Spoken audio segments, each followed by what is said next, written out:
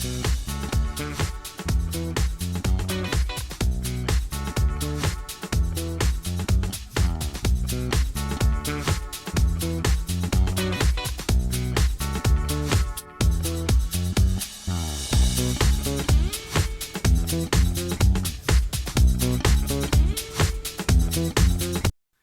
so here we can see Rafael Lopez.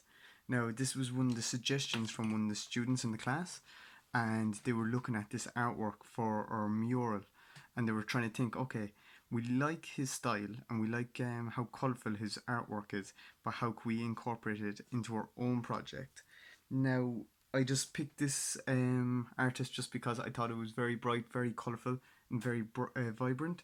So I just wanted to show you how to kind of expand your ideas from the internet, from the images you were looking at, to bring them maybe onto material. So in today's class, what I'd like you to do is try create some of the artwork that you're taking inspiration from. So whether that is taking direct link or else taking the idea and incorporating it into your own ideas. Okay, so maybe developing it, maybe putting in the school emblems or maybe the school area or incorporating the locality of the school. So be thinking about how you can or change the photos that you have picked to suit your mural.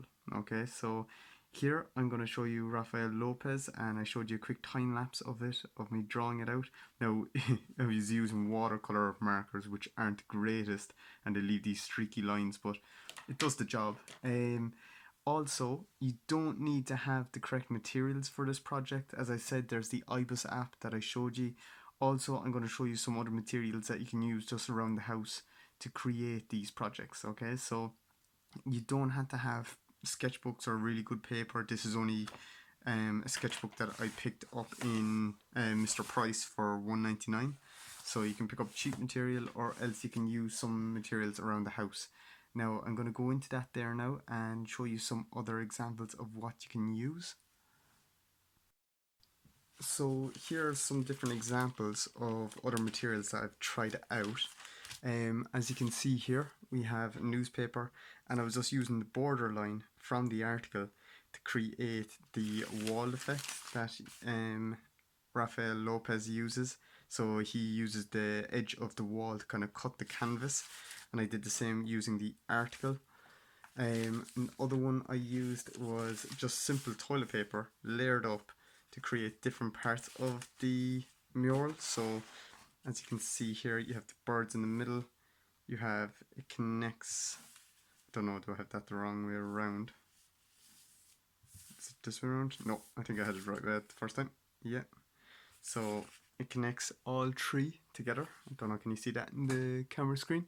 And it flows through it. So you can use different things. If you don't have the correct colors, if you really want to try it, we used to do it in our college, where you go out and get berries, or you get berries that you're using at home, and if you grind them down, you can actually make different pigments out of them.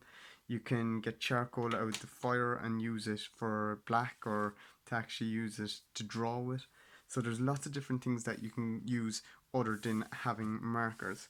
Now I also used all the different sides of the toilet roll. I don't know, can you see that on the camera, where I did a Rafael Lopez, but it's going wrapped around a cylindrical object. So you can try it on multiple different surfaces and see how it turns out. Okay, so test it out and try out a few different materials to see how it's going to look.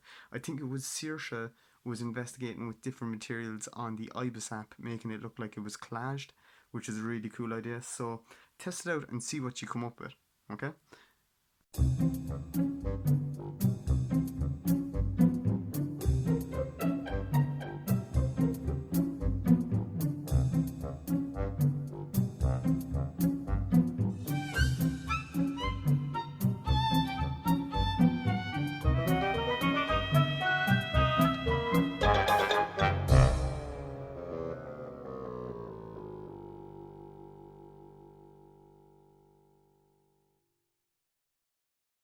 Okay, so here we see 5 different types of materials used to create the same image. So here we're using a sketchbook, just a normal sketchbook.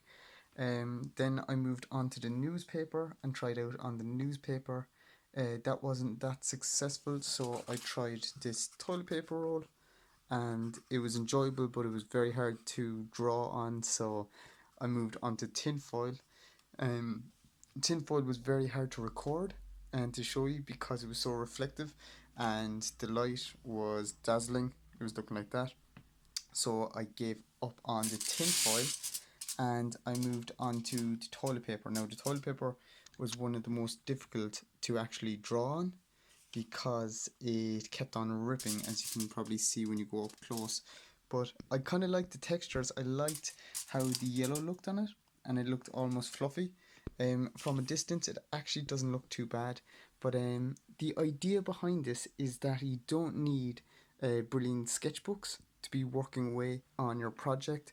All you need is a good idea and some determination or some patience. Okay, so guys, all I really want to see is that you take your idea and you start testing it out on paper and start coming up with your own idea. So take this idea or take whatever idea you have so far and expand upon it, okay, and make it your own. So here you can see that I made 5 replicas of the same drawing, but it's important that you test out your own one and see what you can come up with, okay, see what you can create.